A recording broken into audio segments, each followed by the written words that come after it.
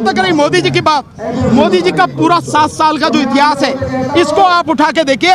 इसमें मोदी जी जिस चीज को कहेंगे कि नहीं करनी, आप समझ लीजिए इसी को करेंगे, और जिस चीज को कहेंगे नहीं ये करनी है, आप मान लीजिए इसे नहीं करेंगे। एक भी उदाहरण ऐसा नहीं है पिछले 7 साल में जो मोदी जी ने कहा हो और उसी को किया हो, जो नहीं कहा उसको किया और जिसका विरोध किया उसको इन्होंने यहाँ पर लागू किया। ये मोदी जी की है। झूठ बोलने में इस दुनिया में मोदी जी से ज्यादा कोई भी माहिर व्यक्ति नहीं है। इसलिए मोदी जी की बात और कुत्ता की लात और इसी तरह से इनके जुड़े हुए जो लोग हैं अंबानी और अडानी, इनकी बात का कोई भरोसा नहीं। पहले जो स्टैंडिंग कमेटी है ना उसको भेजा, आपने किसी से भी चर्चा नहीं करी, देश में कहीं भी आपने चर्चा नहीं कराई। तो ये सबको मालूम है कि ये सरकार किसानों के पक्ष में नहीं, किसानों को और किसानों के साथ साथ इस देश को तबाह और बर्बाद करने के लिए तुली हुई है। अगर ये सरकार वाकई में किसानों के हक की बात करती या किसानों के विषय में जरा सी भी चिंतित होती तो किसानों से वार्ता करके लाती। कि देश के अन्नदाता के गले में फांसी का फंदा डाला गया तो देश का अन्नदाता अपनी पूरी ताकत से खड़ा होकर विरोध कर रहा है, और ये विरोध इतना जबरदस्त है कि सरकार ने अगर ये बातें नहीं मानी, कानून वापस नहीं लिया, तो सरकार का बोरिया बिस्तरा उठा के फेंक दिया जाएगा, सरकार को उखाड़ कर फेंक दिया जाएगा। केजरीवाल तो एजेंट है, केजरीवाल तो बीजेपी का एजेंट है, ये मैंने पहले बता दिया। उसने लागू कर दिया और फिर कह रहा मैं किसानों के साथ हूँ। आप समझ रहे हैं कैसी नौटंकी कर रहा। इसलिए आप समझो कोई सरकार लागू कर दे जिसमें दम हो, सरकार के साथ में खड़ी हो जाए, लेकिन हम आपको बता के दे रहे हैं तीनों कानून वापस होंगे, एमएसपी कानून बनेगा, नहीं तो सरकार को उखाड़ कर फेंक दिया जाएगा। मोदी जी इस बात के लिए तैयार हैं। मंशा क्या है? नहीं देखिए, वार्ता विफल होने का मतलब है हम तो पहले ही जानते थे कि इसका नतीजा क्या होना है, लेकिन क्योंकि हम लोकतांत्रिक परंपरा का सम्मान करते हैं इसलिए उस वार्ता में हम लोग गए थे। हम जानते हैं, हमें मालूम है कि सरकार किस तरह से केवल समय इसको टाल रही है, और सरकार इस मुद्दे को लेकर पूरी तरह से असंवेदनशील है, उसकी संवेदना पूरी तरह से मर चुकी है। जो किसानों की मांग है या जो किसान इस कानून को वापस करने के लिए बात कर रहे हैं उसको वापस लेने से कम में कोई बात होगी नहीं, और सरकार मानने को तैयार नहीं है, क्योंकि सरकार जो अंबानी और अडानी जैसे जो उद्योगपति हैं उनकी गुलामी में पूरी तरह से डूब चुकी है, इसलिए वो मान नहीं रही है। तो सरकार अपने रुख पे कायम रहे, हमें कोई फर्क नहीं पड़ता। ये कानून जब तक वापस नहीं होंगे हमारा आंदोलन इसी तरह से लगातार जारी रहेगा। अभी जिस तरीके से 8 दिन की बात हो रही है, कोई भी सफलता नहीं मिल पा रही है किसानों को सरकार की तरफ से, क्या आपको लगता है कि ये सरकार किसानों के हित में कुछ बात कर पाएगी? नहीं, किसानों के हित में अगर ये सरकार होती, या इससे भी आगे मैं कहूं कि अगर किसानों के हित में जरा सा भी सोचती तो ये कानून ही नहीं आते। ये कानून आ गए, और ये कानून उस समय लाए गए जब आपने पूरा देश बंद कर रखा है, जब आपने पूरा देश लॉकडाउन में रखा हुआ है, उस समय आप पिछले दरवाजे से कानून लेकर आए हैं। आपने किसी से भी चर्चा नहीं करी, ना किसी किसान से, ना किसी किसान संगठन से, ना किसी आपने विपक्ष से, और ना ही आपने संसद में भी इस कानून को लाने से पहले, बिल लाने से पहले जो स्टैंडिंग कमेटी है ना उसको भेजा। आपने किसी से भी चर्चा नहीं करी, देश में कहीं भी आपने चर्चा नहीं कराई। तो ये सबको मालूम है कि ये सरकार किसानों के पक्ष में नहीं, किसानों को और किसानों के साथ साथ इस देश को तबाह और बर्बाद करने के लिए तुली हुई है। अगर ये सरकार वाकई में किसानों के हक की बात करती या किसानों के विषय में जरा सी भी चिंतित होती तो किसानों से वार्ता करके लाती, किसान संगठनों से वार्ता करके लाती, और भी कुछ नहीं तो बिल लाने से पहले जो संसद की स्टैंडिंग कमेटी है, स्थायी समिति है, जिसको हर बिल भेजा जाता है उसको भेजती, ताकि उस पर व्यापक चर्चा होती और जो कानून बनता वाकई में एक अच्छा कानून बनता। सरकार ने ऐसा नहीं किया। भानु प्रताप जी, आप बार-बार अपने हर बार चर्चा में आप अडानी अंबानी पे गंभीर आरोप लगा रहे हैं, क्या वजह है? नहीं, मैं आरोप कहाँ लगा रहा हूँ, मैं तो ये कह रहा हूँ कि अंबानी और अडानी और लाला रामदेव के जितने उत्पादन हैं इनका बहिष्कार का कॉल हमारे यहाँ से दिया गया है किसान संगठनों की तरफ से, किसान आंदोलन की तरफ से। तो मैं सबसे कह रहा हूं भैया, इनका बहिष्कार करो। क्यों? क्योंकि ये वो लोग हैं जो सरकार के साथ इस पूरे देश को तबाह और बर्बाद करने के षड्यंत्र में शामिल हैं। अगर ये वो तो व्यापारी है, उन्हें तो अपना माल बेचना है, उन्हें सरकार से लेना क्या है? नहीं, अगर माल बेचना है उनको, उन्हें माल बेचने से कौन मना कर रहा है? लेकिन आप सरकार के साथ षड्यंत्र में शामिल होके जब पूरे सामान पर ही कब्जा करना चाहते हैं, और क्योंकि सरकार ने जो इसेंशियल कमोडिटीज एक्ट है उसमें संशोधन करके जो लिमिट थी उस लिमिट को हटा दिया, तो इनके पास पैसा है पूरे देश का अनाज, जो पूरे देश में जो किसान जो भी चीज उपजाता है, फिर तो सारा का सारा यही कब्जे में ले लेंगे। और ये कब्जे में ले लेंगे तो मन मर्जी से बेचेंगे, जो रेट होगा इनका वो बेचेंगे।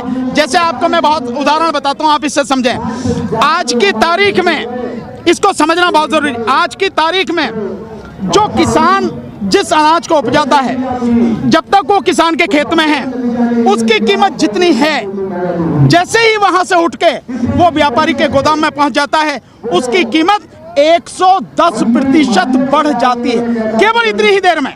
और इसके अलावा आप पहले सुनिए, आप इसके अलावा जो किसान का जो अन्न है, किसान जो उत्पादन करता है, ये जो फूड से जुड़ी हुई कंपनियां हैं, आपको मालूम है इनका मुनाफा कितना है?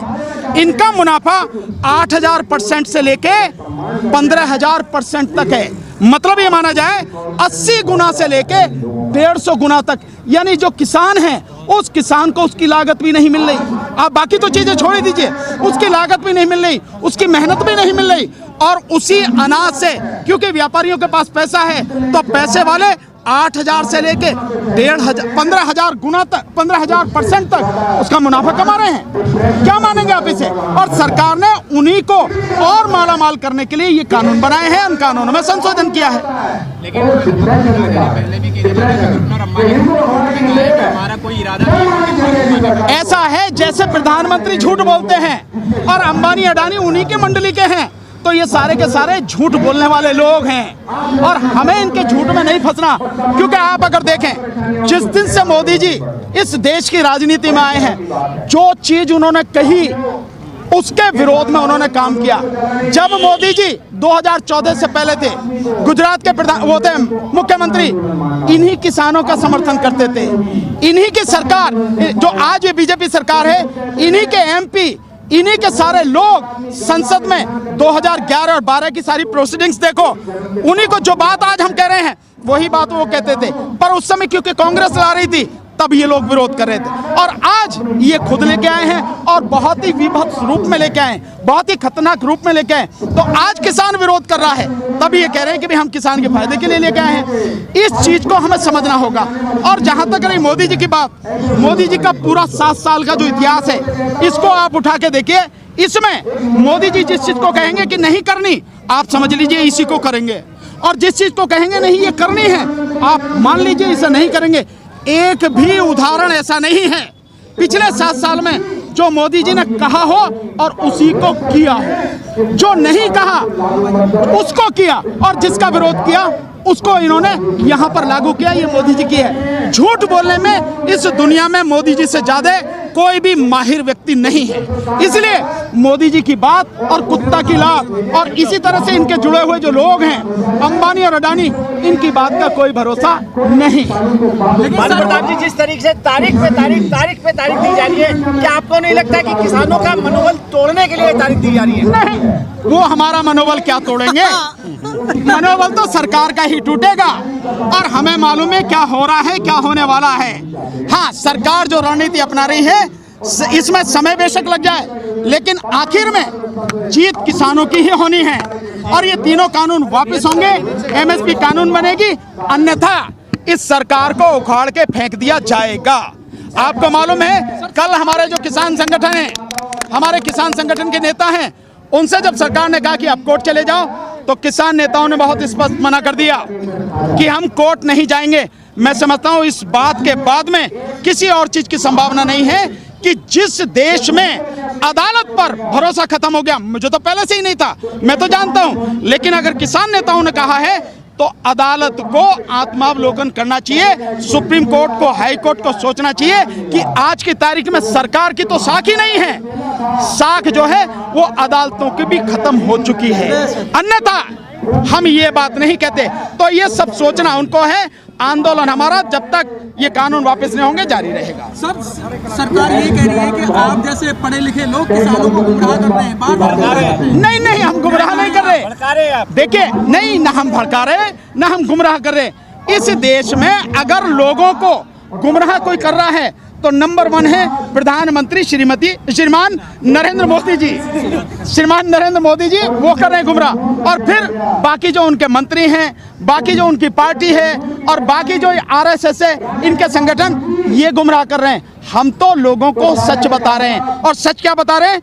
कानून बता रहे हैं। ये है कानून, और ये कानून देश को तबाह करने वाला है। मोदी जी और उनके मंत्री कानून पे बात नहीं करते हैं, बाकी सारी बात करते हैं। वो कहते हैं कानून बढ़िया है, ये नहीं बताएंगे कैसे बढ़िया है। वो कहते हैं आमदनी दुगनी हो जाएगी, ये नहीं बताएंगे कि कैसे हो जाएगी। ये सारी चीजें हम लोगों को बता रहे हैं कि कुछ नहीं होने वाला। सरकार झूठ बोल रही है और देश को तबाह करना चाहती है, और अंबानी और अडानी जैसे जो उद्योगपति हैं उनकी चौखट पर गिरवी रखना चाहती है। क्या कुछ टीवी चैनल भी गुमराह कर रहे हैं? जिस समय लाल किले को गिरवी रखा जा रहा था, रेल बेची जा रही थी, आज किसानों की बारी आई तो सब रोड पे निकल के आ रहे हैं। जब रेल बेची गई, निजी हाथों में दी गई, लाल किला निजी हाथों में दिया गया, जब आप लोग कहाँ थे? नहीं, हम लोग तो तब भी विरोध कर रहे थे। पिपिल साहब, आप कैसे कह रहे हो हम कहाँ थे? आप मुझे देखते नहीं हम कब से विरोध कर रहे हैं? हम तो लगातार विरोध कर रहे हैं। एक चीज बताओ आप हमें, सीए एनआरसी के में हमने तबियत से विरोध किया, पूरे देश में किया। हम ईवीएम का विरोध कर रहे हैं लगातार, जब से सरकार ने शपथ ली थी तब से विरोध कर रहे हैं। हर बात जो देश के विरोध में है हमने इस सरकार का विरोध किया, और खुल के किया, बिना किसी डर के किया हमने। बात ये मैं मानता हूं आपकी बात कि जिन लोगों पर सीधा सीधा प्रभाव पड़ता, जैसे रेलवे का निजीकरण, तो रेलवे के जितने भी कर्मचारी थे उनको विरोध करना चाहिए था।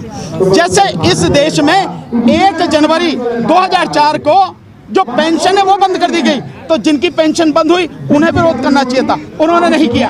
तो जिन लोगों से सीधा इफेक्ट पड़ता है उनको विरोध करना चाहिए था, अफसोस नहीं किया। लेकिन ये देश का सौभाग्य है कि जब देश के अन्नदाता के गले में फांसी का फंदा डाला गया तो देश का अन्नदाता अपनी पूरी ताकत से खड़ा होकर विरोध कर रहा है। और ये विरोध इतना जबरदस्त है कि सरकार ने अगर ये बातें नहीं मानी, कानून वापस नहीं लिया, तो सरकार का बोरिया बिस्तरा उठा के फेंक दिया जाएगा, सरकार को उखाड़ कर फेंक दिया जाएगा। क्या फर्क पड़ेगा सर इसका? सर, मैं आपको बार बार बता रहा हूँ, आम जनता तबाह हो जाएगी, पूरी तरह से बर्बाद हो जाएगी। जो एग्रीमेंट वाला कानून है उसका सेक्शन 3, 4, 5, 6 और 7 में 10 और 11, 13 और 14 और 7 में 18, 19, 20, आप इनको पढ़ के देख लीजिए। आप देख लेंगे कि केवल इन्हीं सेक्शन में इस देश को बर्बाद करने की पूरी कहानी लिखी हुई है और कुछ नहीं। अच्छा, एक सरकार कह रही है राज्य सरकारों का, राज्य सरकार डिसाइड, सरकार ये कहे कि राज्य सरकारों का हक तुमने पहले कैसे मार लिया? ये कानून बनाने का अधिकार केवल राज्य सरकारों का है, क्योंकि एग्रीकल्चर राज्य का विषय है। तो सरकार जो बेशर्मी से कह रही है, पहले अपने गिरेबान में झांक के ये बताए कि तुमने ये कानून बना कैसे दिया? तुमने गैर संवैधानिक काम किया, गैर कानूनी काम किया, तुम्हें कोई अधिकार नहीं था, ये राज्यों का अधिकार था, और तुम इसे कानून बना के कह रहे हो कि राज्य जो जैसे चाहे वो कर लें। लागू कर दिए, दिल्ली में केजरीवाल ने कर दिए। मैं कह रहा हूँ सब लागू कर। केजरीवाल तो एजेंट है, केजरीवाल तो बीजेपी का एजेंट है, ये मैंने पहले बता दिया। उसने लागू कर दिया और फिर कह रहा हूं मैं किसानों के साथ हूं।